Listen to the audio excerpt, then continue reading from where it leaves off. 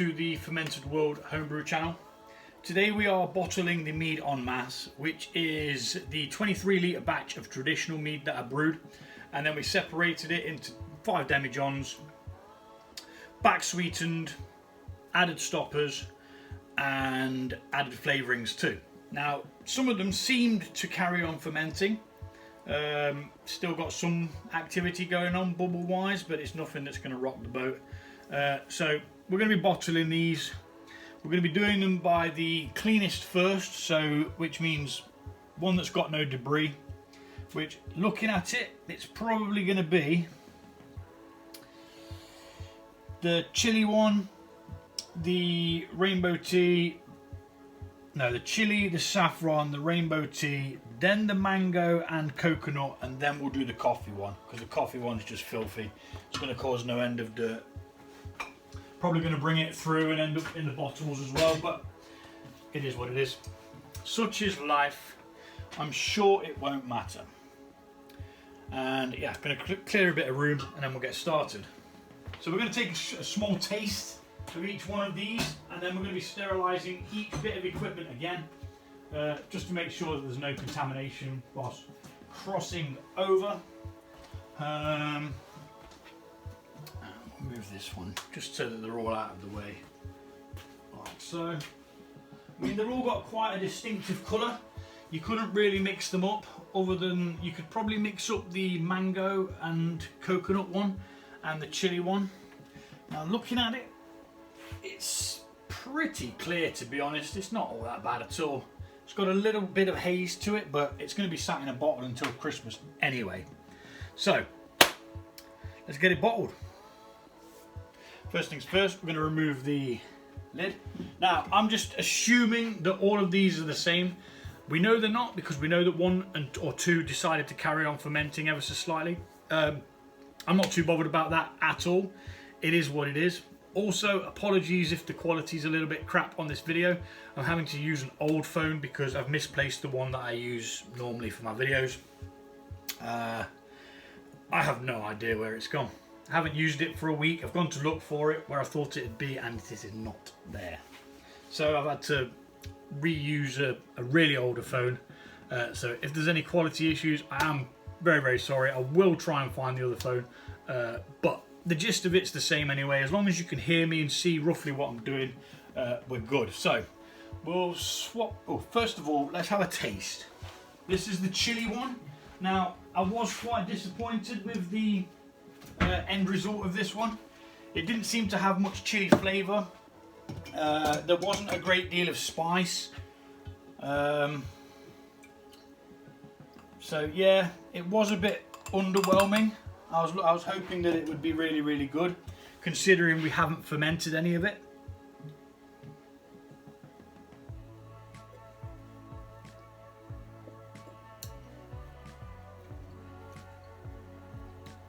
Yeah, it's got a bit of a zing, but there's a very small sweetness. Not a great deal to speak of.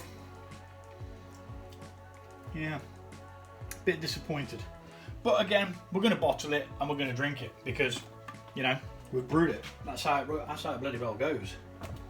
That's how it goes. So first things first is we're going to rack off into here so that we can dodge the least that's on the bottom. It wants to spin round, so we'll let it. We're going to get the auto siphon filled, and then gravity will pull the liquid into there. And we're going to dodge this layer of lees at the bottom, getting as much liquid out of this as possible. I'll speed this bit up.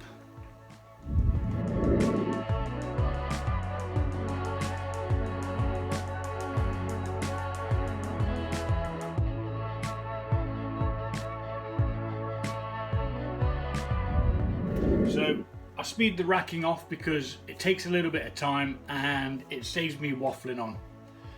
Which is great for everybody, because I don't need to think of things to say and you don't need to listen to me waffle on, and you get whatever it is that you want from the video quicker. So I'm going to be sending some of these down to a friend who is a forager. His name is Eat the Country on Instagram. Check him out, he's so flipping funny, man.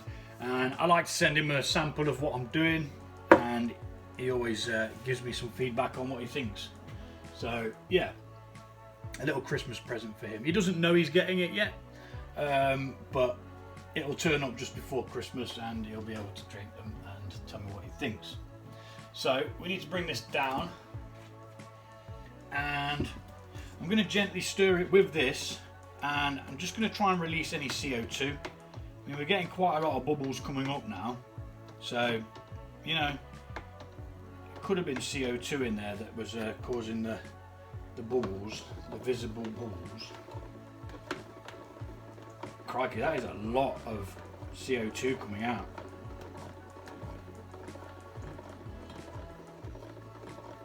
Could just be trapped in the beverage. This is what we call off-gassing. You want to do it really gently. So you don't want to be adding any oxygen at this point. Oxygen's bad. It can cause your beverage to spoil. And by spoil, I mean turn to vinegar. And just generally not be very nice. So you want to do this until there's no bubbles rising, really. And there seems to be quite a lot of bubbles. So I'm going to be here for a minute or two doing this. Just trying to get as much of the CO2 out of it as possible, because we don't want it to have a fizz. Not a fan of fizzy mead. I have tried one. I did try and brew one. Yeah, not a major fan. Can't say I enjoyed it. There's still quite a bit going in there, but more will come out as we get bottling anyway. I'm not worried about it. It'll disperse. So what we're going to do is we're going to take everything's sterilized, by the way. Everything's always sterilized. I don't use anything that's not been sterilized, because after waiting this long for this mead, it'd be daft to just balls it up now, wouldn't it? On with the bottle wand, and then we're going to feed the tube ever so slightly. This makes it easier, so you push down on there so that you're kind of forcing it through the tube. Some might come out of the bottle wand, but this just makes it easier to start with, because doing a bottle wand with one pair of hands can be difficult. So I'm going to fill my bottles up first, and then I'm going to sort Tom's bottles out. There should be enough. It says we've got around 4.5 litres. These are litre bottles, and that's a 500ml. So we should have enough. First one, let's move these out of the way before they get knocked over. And we're going to pull it down so that gravity can pull the liquid through. Once all the bubbles have finished coming through, it's then just liquid. And it's going to fill up and be rather nice. I'll do one of each in real time, and I'll just speed the rest of them up, because once you've seen one bottled, they're all the same, unless I knacker up and knock a bottle over, and then that'll just be funny, which I will slow down for you and add some, I don't know, some daft music or something, or some stupid sound effects. I mean, there is still a hell of a lot of CO2 coming out of this, which I'm very surprised about, to be honest. Very surprised. Might have to keep an eye on that. Anyway, let's speed these ones up.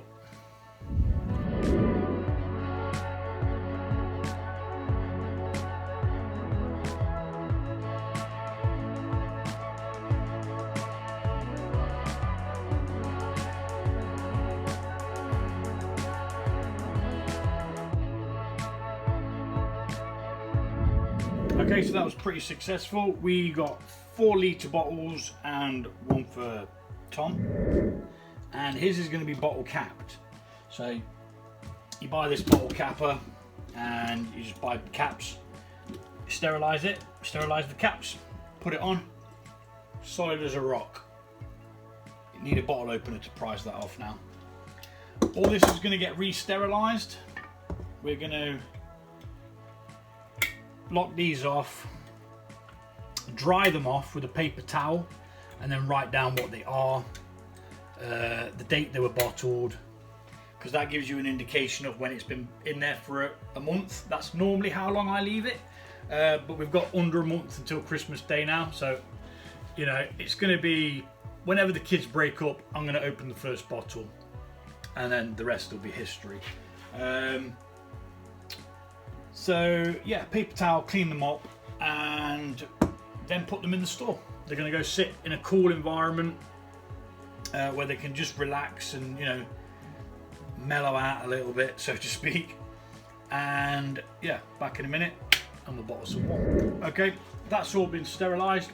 Was it 10 minutes? Maybe. Do we care? Possibly not.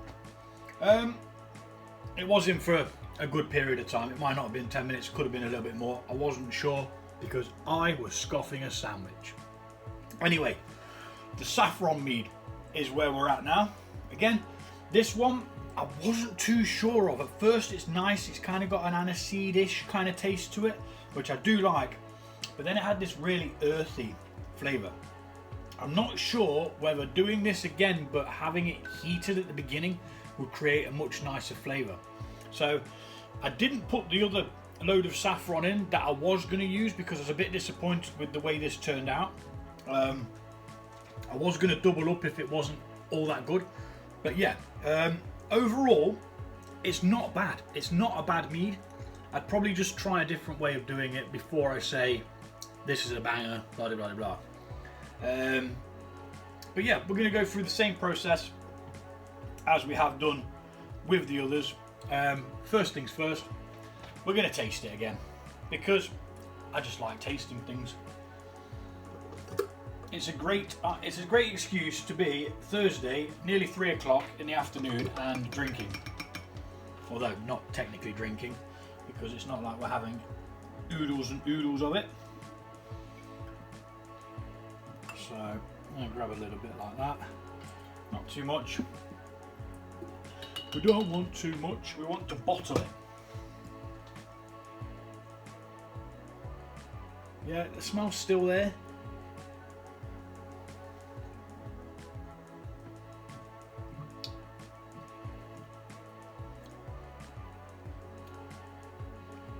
Yeah, it is what it is. It's not unpleasant, but it's peculiar.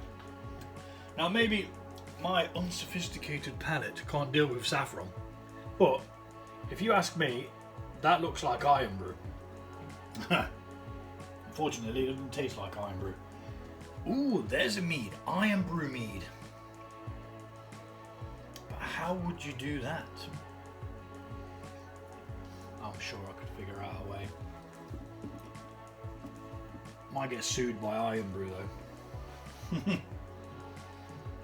Anywho, same process. We're going to wrap this off into this jug, dodging as much of the crud at the top and the crud at the bottom as we can, because we don't want that pulling into the drink. Chances are it may anyway. That's just life. We cannot be, you know, protective of it all. I mean, there is like a filter. Imagine like a U-bend. There's kind of like a U-bend that stops bits going in. So these particles are rather big. So hopefully they won't go in. But there is a possibility for smaller pieces to end up getting sucked up in. So we're going to speed this up and we'll be back in a second.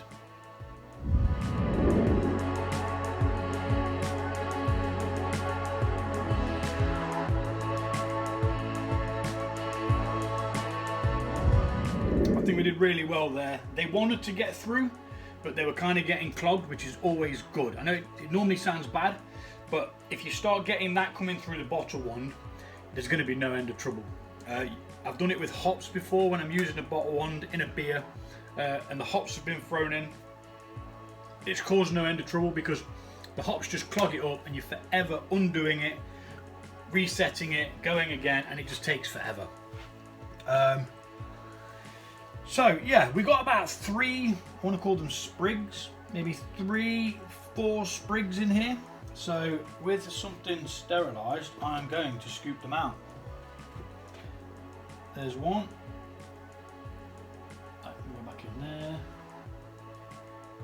There's another little one. No, I missed it. I just gone through the gap. There we go. I mean, they are minute. These things are so tiny. And if anything, they've given it a really unique colour. Maybe not all that in the flavour department, but again, I'm not giving in as if to say that's that, it's rubbish, because I do think that it might need it to be heated, because obviously it's a spice, isn't it? And we've just put it in raw. And let me just give this a little stir just to see if we can degas it any better. And there's another sprig which we'll take out. Oh, there's a few more actually.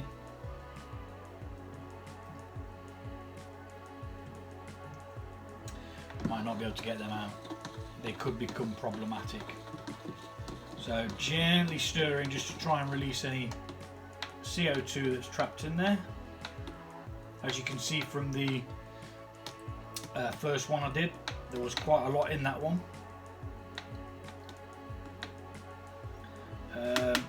Whether we're going to be able to get these last bits out, I am unsure. They seem to have disappeared now. They're still in there, but they're just floating around. There's one.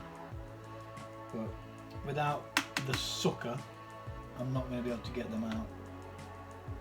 So we're just going to leave them in, because I am not bothered. I am not bothered about them. I've got bigger fish to fry.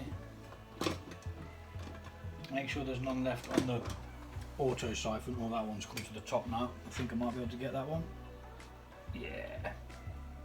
I mean, if it's easy enough to get, I'll get them, but I'm not going out of my way. They do tend to float to the surface eventually. But again, it's like I say, 3 o'clock. Kids will be home soon. Kind of want to get as many of these done as possible, because once they come back, I have to stop for a while, sort all them out, and then it's rock and roll. We carry on. So let's remove this. I mean, we lost a little bit down at the bottom there, but that was just for the sake of not bringing any extra bits with it.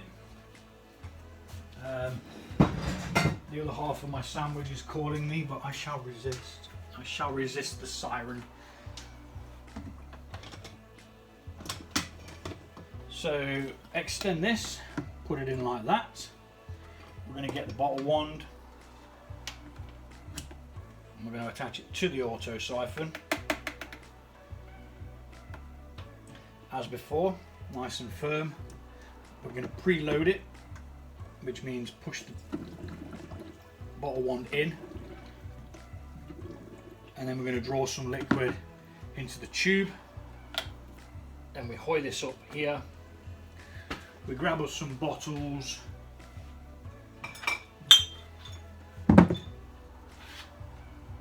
I've tried to keep them all the same shape for the same kind of mead, just simply so it's easier on the eye visually to see which bottle it is. But I mean, some of them are going to be bottled in the same shape anyway, so it didn't really matter. I could have just had a massive big jumble of them, and it wouldn't have mattered. But again, like I say, I mean, you can see that in there. That's going to come through into the bottle. So whoever gets this one's going to definitely have a sprig. And then what we do is bring it down again, and gravity starts feeding the liquid through. That's why that's elevated, so that it pulls it down. To be honest, this hose is a little bit long.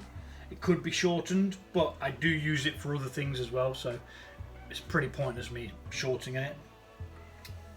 And we'll fill this one up in real time, and then we'll speed up the others. It's pretty much the same for every single bottling that you do, you know. And once you get used to it, it kind of comes second nature. You know, you don't even think about it eventually. The only time that bottling really bothers me is when there's loads of it. Now there is loads of this, but this was a 5-gallon batch, you know, almost. So it's going to take its time, you know. And if you want it bottling, you got to wait for it. So there we go. That's up to that mark. And now I'm going to speed the rest up.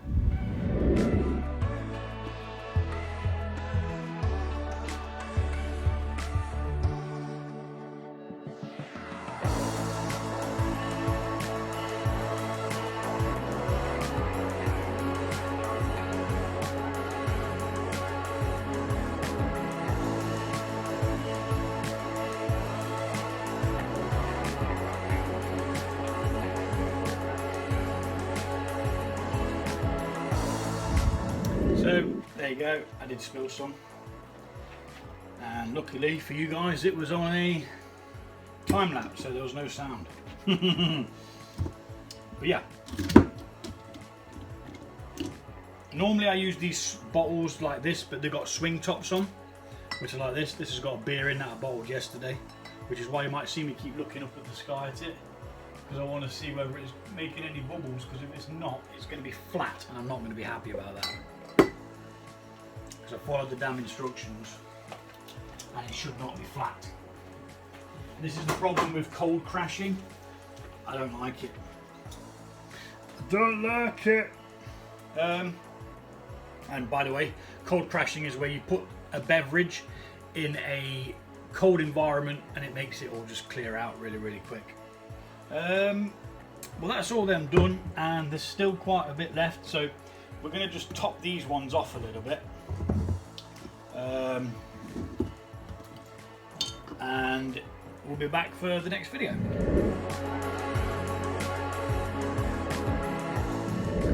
Okay, so there was a bit of an interlude, like I said there would be, but I'm back. It's now dark outside, and we're going to continue to sort out these meads. So one of them that we had quite a bit left over, so that's a little drinky poo for later. So we need to do tester glass.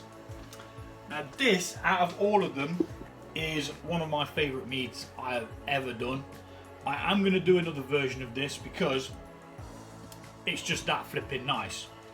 It's so floral, herbaceous, it's just so pleasant. I like it a lot. So anyway, first things first, let's take that off of there. Drop that in. We are, in this instance now, because of the messing around that we had with the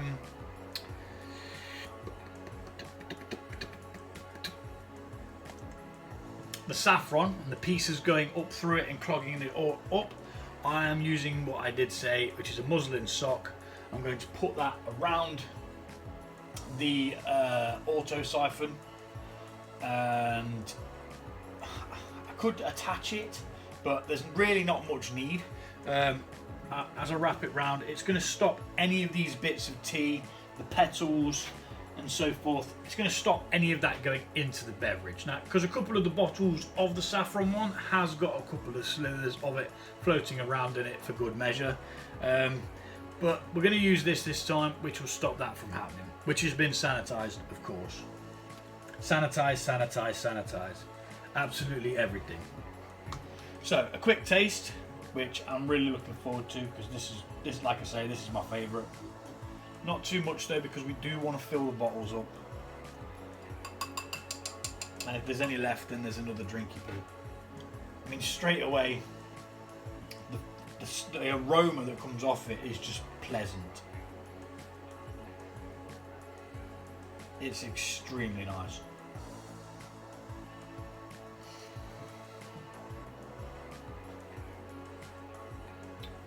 Backed up with the sweetness. Like with a beer, which I've had it in before, you get a bitterness, but this is quality, and it's not even been gone. It's not even gone through the heated motions as well. It's still only been at room temperature. Anywho, yada yada yada, blah blah blah. Tastes great. Let's bottle it. So they need to swap around. As you can see, bits are still floating to the bottom. Most of it is at the bottom, but again, it'll all come out eventually. I'm going to prime the... No, we're not using the bottle one just yet, are we? Getting ahead of myself. So we're going to now pop that in there and that one in there. Nearly got it the wrong way around. Professional, you see. And I totally forgot to put the actual thing on, so we've actually got a piece of the thing in there now. But never mind, one piece is better than 100 pieces. And that's just going to go over that, like so. Just like that. We're going to hold it and in it goes.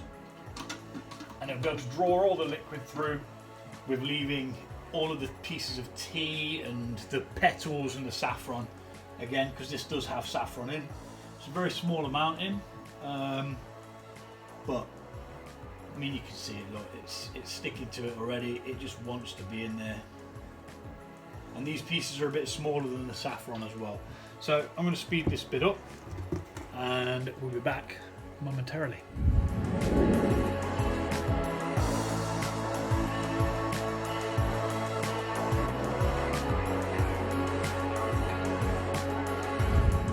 There we go, we've racked that one off.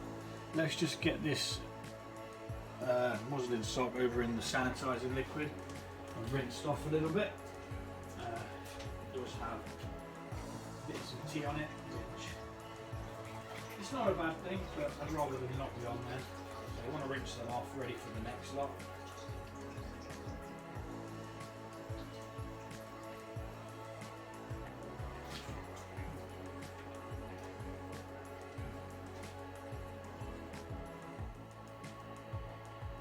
Which is going to be the mango and coconut.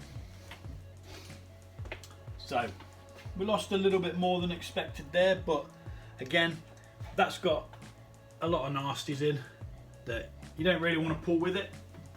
Nobody wants floaty bits in their mead. Not only does it look not very nice, it kind of makes things look like there might be something wrong with it. So another 4 bottles of this.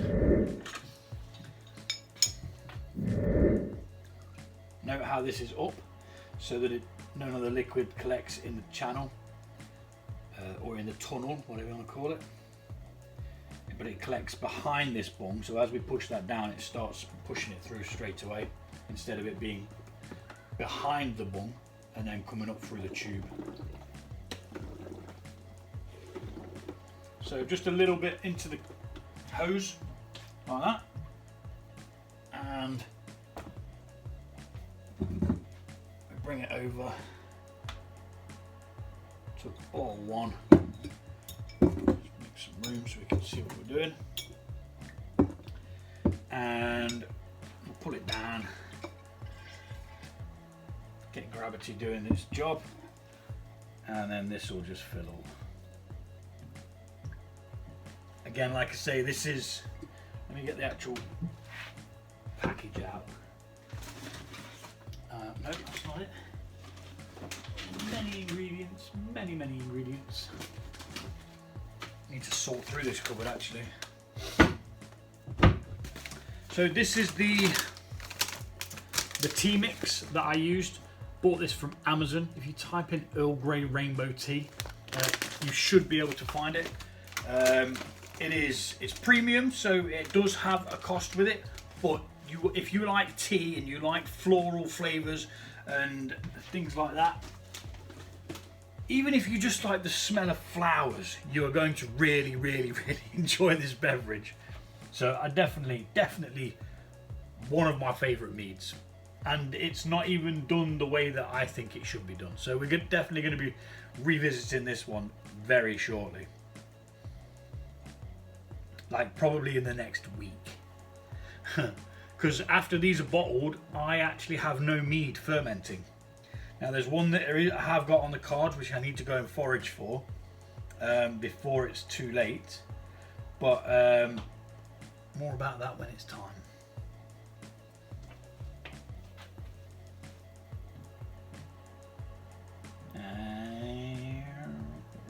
And there we go. First bottle done, let's speed the rest up.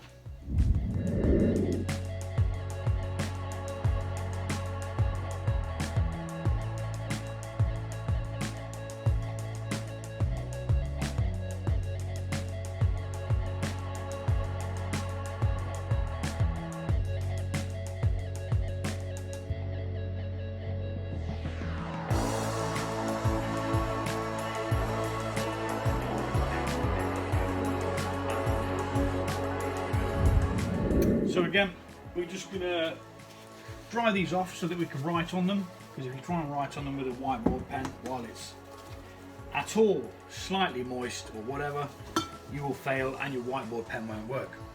And then you'll have to wait for it to dry out and for the whiteboard pen to sort its crap out as well before you're actually able to do it. This one doesn't have a label on, but I will mark it with RT so I know what it is without me having to fart around. Putting a label on it, but again, we're just going to call this Rainbow Mead, I reckon. Or I'm just going to put Rainbow, because that's what the mix is. 13.2%, bottled on the 28th of the 11th, 24. I'm going to continue to do the rest of these, and then we'll be back for the mango and coconut. Okay, so back for the next one. This is the mango and coconut. Now this was just to use up ingredients that I had some leftover mango and coconut. There was some papaya. Now I didn't put the papaya in, even though I wanted to, and I nearly threw it away, but I think I kept it. I did. So, I mean, the reason why I didn't put it in is because it kind of looked a little bit nasty. But I think it's just dried out. I don't think it's mouldy. I think it's literally just dried out. I believe the sugars in it have just dried out a little bit, because it doesn't look mouldy at all. It's kind of crystallized.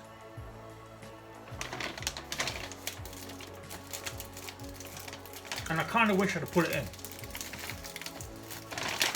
but I didn't. So we'll have a papaya and coconut one soon. We'll see how that goes. I refuse to waste stuff. Anywho, used up some mango and coconut. This tastes really good. You get the sweetness from the mango, the fruitiness, and you get like a toasted coconut finish. First things first, we drink. Give it a taste. It did taste good. This was one of them that I was impressed with. Out of all of them, it's Rainbow T1's the best. Second comes this one. Third, I'd probably say the saffron, then the chili, then the coffee one, which we'll get to in a minute.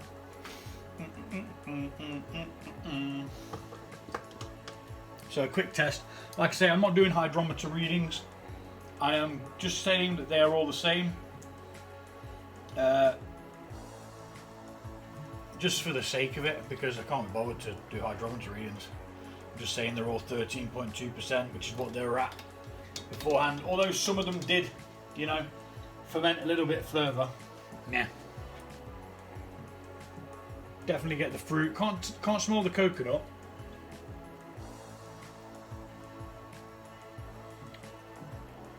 But you can definitely taste it.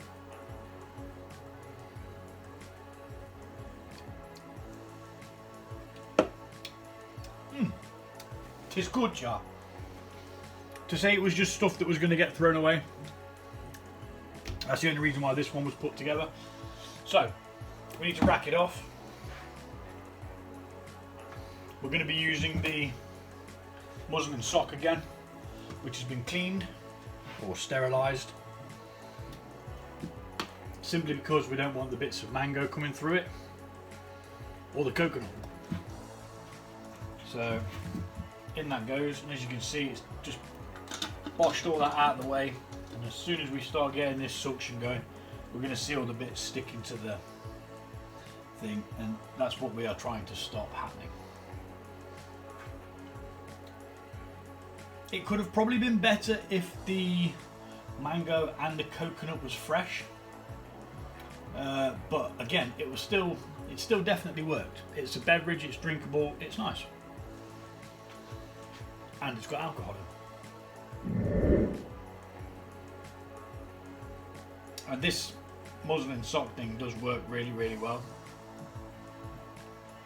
As you can see, it's all sticking to it now. So let's speed this last bit up, just for the grin.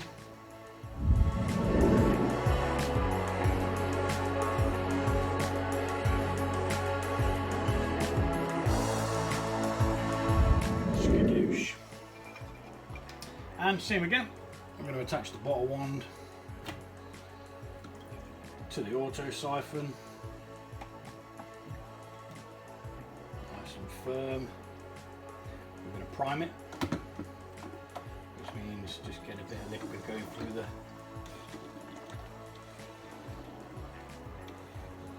tubing, and that's split there a little bit, so I need to snip that off at the next possible moment.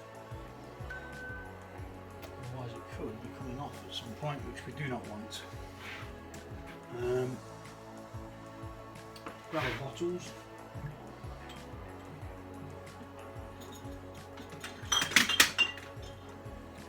Drop the thermostat, which is controlling the temperature for this beer, which is always a good thing to do, isn't it? Pour it out, and one of them. Now, seems to have a little bit less than last time, so hopefully we'll get them all full. If not, the one that suffers is going to be the smaller bottle, so that can go to the side for now. And we shall start the bottling process. Double check that that's in and not going to cause a problem. Might be why it fell off a while back. Use a bit of gravity. Keep it going. And then we fill. We blocked off most of that. I think we got a bit of the sediment at the bottom because I had to give it a second pump. Don't know why. I think it was a bit clogged around the muslin, which did its job admirably. And then just repeat the process. Bottle the rest of them, label them up, move them, and then we'll get the coffee one done. Now, I didn't much like the coffee one. Whether it was because it was just brewed at room temperature, I'd say brewed, maybe it was because it was just put in the brew at room temperature, and it never had chance to actually release any flavours properly or anything like that. I'm not sure, but we're going to give it a taste anyway. We'll see where it's at another week later from adding the extra fermentation stoppers, and we're going to speed this bit up.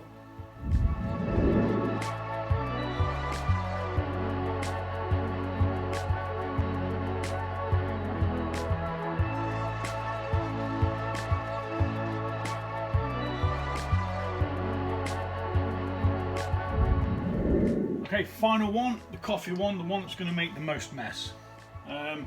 First of all, let's take a sample. Now this is the one that's still showing activity, even though it's had 2 lots of stoppers in. So, I am actually going to take a hydrometer reading of this one, just to make sure that it is finished, because if it isn't, then it's going to be dangerous to bottle it, because obviously all that gas is going to build up, and these bottles are quite brittle. They're not designed for carbonated beverages, so let's try and cut past anything that might be there.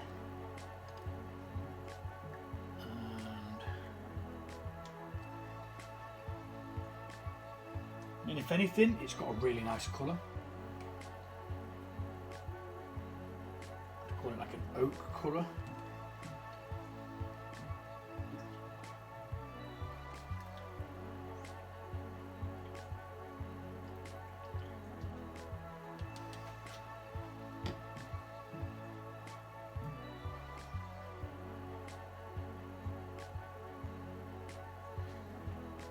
No, hasn't fermented anymore. It's obviously just off gassing. Let's have a wee taste. I want to pour all that in because I don't want to drink all of it. Strong coffee note.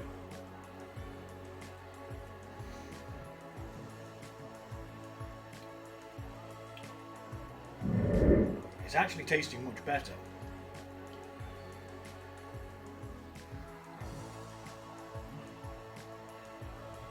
Yeah, it's not as bad as it was, which is good news.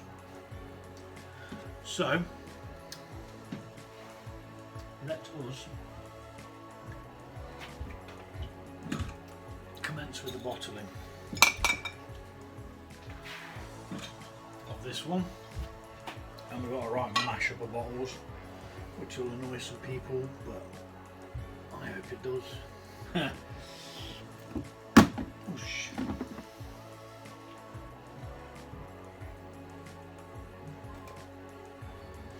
Stay.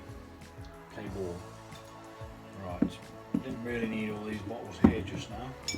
Because now they're in my way. Let's get rid of that, get rid of that. Yeah, the flavour is a lot better. I'm not sure what that extra week and more fermentation stoppers has done, but you definitely get, it's kind of like a charred flavour. What was it?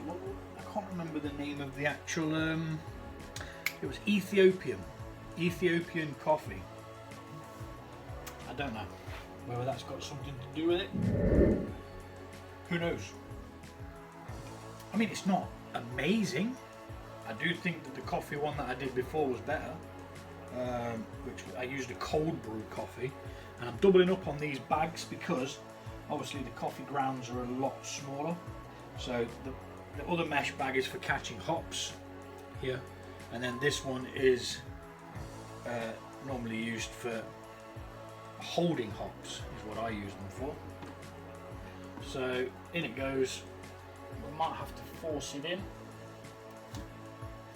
but it's definitely going to be beneficial in the long run.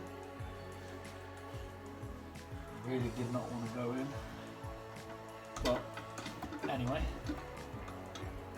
let's begin the racking process, and hopefully we don't bring any of the grounds with us. It's about down to there, so there is quite a lot of grounds. I think this used 150 grams of coffee grounds.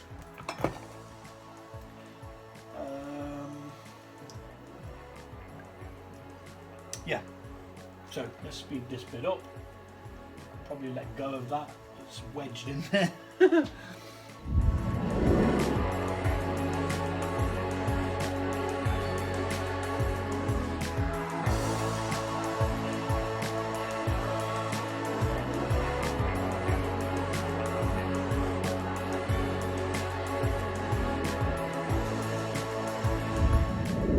So that was a bit of a struggle, but it did work well. So it gained its clarity. Obviously this was taken beforehand, but this will look like that when it's in a thinner bottle or a glass. It's gained its clarity, but what happened was, because of how hard it was to get this and both pieces of the filtration cloth in there, it pulled the bottom of the flipping auto siphon off. So then I had to fanny around trying to get that out without dropping any bits that it may have picked up. But all in all, I think we escaped most of it. I mean, we've lost a fair bit of it. Probably lost about that much mead to it, but it's better than having all the grounds floating around. Let's get the bottle wand on the go, attached to our auto siphon, and let's get bottling this bad boy. I'm actually glad this one turned out alright, as it was one that I was probably going to take a long time to drink, but I mean, I don't get many of these bottles anyway because I have a couple of mates that I share it with. So of each brew, unless it's something they don't like, I only get one bottle. So it's a fair bit of work for one bottle of mead. I mean, I do think there is still some bits in there, but we'll find out once it's had a chance to settle, and when it's in a smaller bottle we'll be able to see better. So we've primed it. Oh, it's been a long old day. washing and sterilising all these bottles, getting all the thing, and then re-sterilising them, all the kit again and again and again. I think I started around 2 o'clock, it's just gone 6. So yeah, it's took a while to do. There was a bit of an interlude as well. Ideally you need to wait 10 minutes between each one being bottled, just to make sure that your stuff's sterilised, but to be honest, I haven't been waiting 10 minutes for the last couple. I think the last two I didn't wait 10 minutes. Don't have 10 minutes. I've got to get dinner on.